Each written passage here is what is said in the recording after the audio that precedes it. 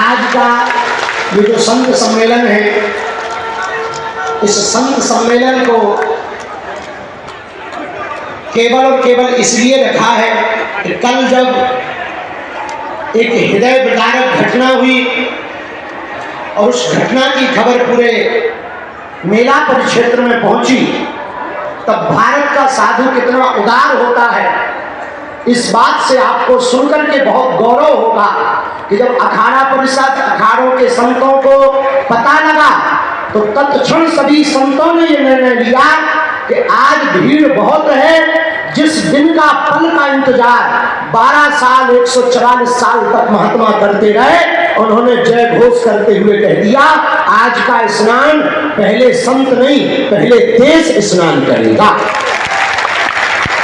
इतनी उदारता संतों ने दिखाई और तत्क्षण प्रशासन और माननीय योगी जी से बात करके संतों ने कहा कि आप चिंता ना करें, पूरा संत समाज और अखाड़ा परिषद आपके साथ है और इस महाकुंभ को भव्य दिव्य निर्विघ्न संपन्न करा करके मानेंगे। इसलिए आज का ये संत सम्मेलन इन्हीं संतों को साधुवाद हम लोग धन्यवाद तो दे नहीं सकते संतों को, लेकिन इनके प्रति अपने भाव अर्पित कर सकते हैं। इसी भाव को लेकर के और हिंदू राष्ट्र को लेकर के आज का संत सम्मेलन रखा है। और आज के समस्त संत सम्मेलन का जो मंच का कार्य है, उद्बोधन है, सबसे किसको कब बुलवाना है, इसके लिए हम अपने बड़े भाई हमारे प्रिय बुंदेलखंड की एक विभूति जिन्होंने मणिकर्णिका घाट के जस्ट सामने परम पूज्य श्री सतवा बाबा के नाम से जिन्हें जाना जाता है, उनकी ही गद्दी पर आप विराजमान होकर के हम सबको खूब आशीर्वाद देते हैं। ऐसे परम पूज्य अनंत श्री विभूषित हमारे बड़े भैया पूज्य श्री संतोष दास जी महाराज जी को आज का माइक सौंप रहे हैं। जोरदार ताली बजा करके स्वागत करें।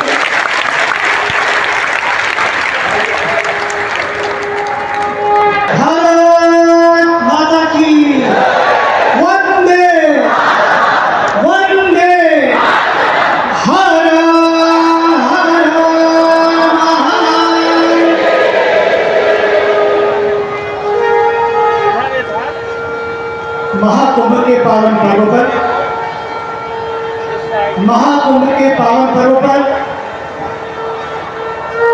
इस देश की पावन परंपरा का, इस देश की श्रद्धा का हम सबने दर्शन किया है। जहां 15 दिन और 15 करोड़ पूरे विश्व में आप सोच नहीं सकते हैं, और उसके बाद एक दिन में 10 करोड़। ये जो भाव है इस देश का, मैं तो इस देश के भाव को भी नमन करता हूँ, इस माटी को नमन करता हूँ कि इस देश की श्रद्धा। आप देखेंगे सुबह से 7:30 बजे से लोग बैठे हुए हैं, कोई हिला नहीं, कोई भूख नहीं है। कितने सारे लोग जिसको कहीं जगह नहीं मिलती है, यहां से लेकर पूरा वहां पर जहां जगह मिलती है वहीं सो जाते हैं। कोई पूछता नहीं कि तुम कहां से आए हो, कोई पूछता नहीं है कि तुम कौन हो।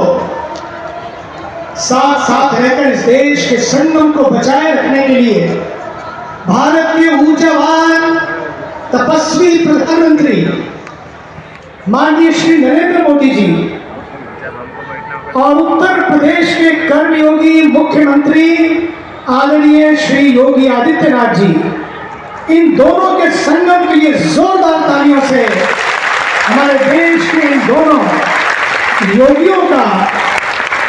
योगियों की धरती पर, संगम की धरती पर हम अभिनंदन करते हैं।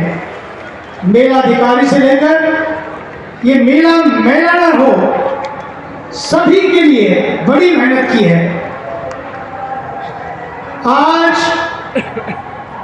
पिछले कितने दिनों से राम कथा की धारा पूज्य संत मुरारी बाबू जी के माध्यम से शुरुआत से ही, प्रारंभ से ही बही। उसके बाद जैसे ही 26 तारीख को पूर्णाहुति हुई, 26 की शाम से ही राष्ट्र प्रेम की धारा, और जिसका दर्शन यहाँ पर सबने किया है, ना तो कोई जगह थी, ना बैठने की, ना सोने की, लेकिन फिर भी लोग एक दूसरे के साथ सहयोग करते हुए, शांति बनाए रखते हुए जो परिचय यहाँ की जनता ने दिया है, जोरदार तालियों से एक दूसरे के लिए आप करेंगे। हमारे बीच में इस देश की पावन परंपरा के महानिर्वाणी अखाड़ा जगत गुरु शंकराचार्य जी द्वारा स्थापित ये एक परंपरा है जिसने देश को आत्म संयम की धारा में बांधे रखने के लिए, वो बांधना बंधन के लिए नहीं बल्कि वो बांधना मुक्ति के लिए था, ताकि लोग छोटी छोटी चीजों से अपने को ऊपर उठाकर इस राष्ट्र के संगम से अपने आप को एक कर सके। महानिर्वाणी परंपरा ने इस देश को बहुत बड़ी विभूतियां दी हैं और आज हम सबके बीच में राजगुरु, परम विद्वान, अच्छे अच्छे विद्वान भी शायद शास्त्रार्थ करने में उनको संकोच हो, इतने परम विद्वान हैं। ऐसे आचार्य महामंडलेश्वर पूज्यपाद प्रातस्मरणीय श्रोत्रिय ब्रह्मनिष्ठ आदरणीय पूज्यपाद स्वामी विशोकानंद जी महाराज हम सबके बीच में जोरदार तालियों से। परमार्थ अक्षय वट की छाया में जब से यह कुंभ की घोषणा हुई, मुझे लगता है यह परमार्थ निकेतन के पूज्य महाराज श्री द्वारा जो उत्साह और जो कुंभ के प्रति एकता और समन्वय का जो एक कलश बनाना था, उसके लिए पूज्य स्वामी जी ने जो समाज को जोड़ने के लिए और समाज में एक शांति का, पर्यावरण का और जल संरक्षण का संदेश जाए, इसके लिए हमेशा उन्होंने अपना जीवन और इस कुंभ में अपना समय दिया। मैं आपको, आपके पूरे परिवार को प्रणाम करता हूँ। आप देखें, जिनके दर्शन के लिए लोग हमेशा व्याकुल रहते हैं, जिनकी एक आवाज, उनकी वाणी सुनने के लिए व्याकुल रहते हैं, ऐसे पूज्य आचार्यगण इस मंच पर विराजमान हैं और जिनका प्रेम भारत नहीं पूरा विश्व, एक भारत में ऐसा चमकता हुआ सितारा जो सनातन नहीं सबके साथ खड़ा है। जैसे सूर्य का प्रकाश केवल व्यक्ति विशेष को नहीं होता है, पूरे विश्व के लिए होता है, ऐसे हमारे बागेश्वर धाम सरकार हम सब के बीच में है। मैं इस पावन प्रयागराज की भूमि से पूरे संत समाज की तरफ से उनका हार्दिक अभिनंदन और वंदन करता हूँ। मैं प्रार्थना करता हूँ कि यह कुंभ बड़ा है, एक संत की सानिध्य में यह कुंभ हो रहा है और आप सब जानते हैं योगी आदित्यनाथ जी महाराज जी ने जब से यह कुंभ का अमृत कलश और उसकी घड़ी आने वाली थी, तब से वो हमेशा अपना दिन एक एक क्षण इस कुंभ में समर्पित किया। कल अपार श्रद्धा का जो समूह आया, निश्चित इतनी बड़ी घटना को छोटी जल्द काबू पाना, ये हम सबके संतों का आशीर्वाद ही काम किया और वह आशीर्वाद से आप देखें कुंभ विवाह उस गति को आगे बढ़ रहा है। मैं जैसे हमारे पूज्य स्वामी जी, मुनि जी महाराज जी ने सबके प्रति संवेदना व्यक्त की और पूरे संसार में कल उनके परिवार के साथ खड़े होने की घोषणा की और सारा समाज उनके साथ खड़ा है।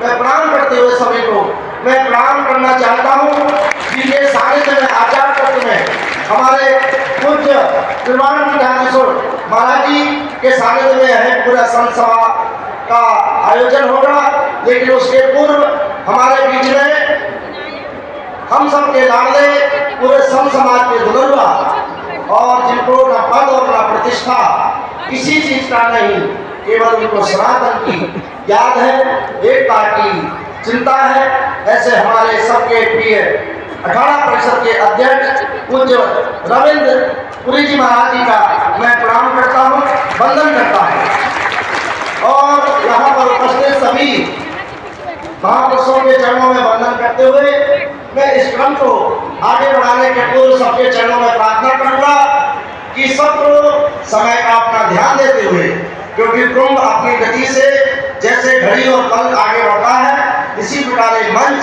छोटे कम शब्दों में एक बड़ा संदेश इस मंच से जाए, ऐसी प्रार्थना करते हुए मैं निवेदन करता हूँ हमारे राजस्थान, जहाँ हमेशा वीरता का और एकता का संदेश दिए महाराणा प्रताप की पावन धरती से पधारे हुए हमारे युवाचार्य श्री अवधराज जी महाराज जी से जो आए और अपनी वाणी से इस कुछ हिंदू राष्ट्र और जो बागेश्वर धाम सरकार का एक संकल्प है और भगवान से प्रार्थना है कि सनातन में जब तक एकता और समन्वय और सनातन को जब सब प्रणाम करेंगे तब उनकी प्रसन्नता और पूरे विश्व की प्रसन्नता होगी।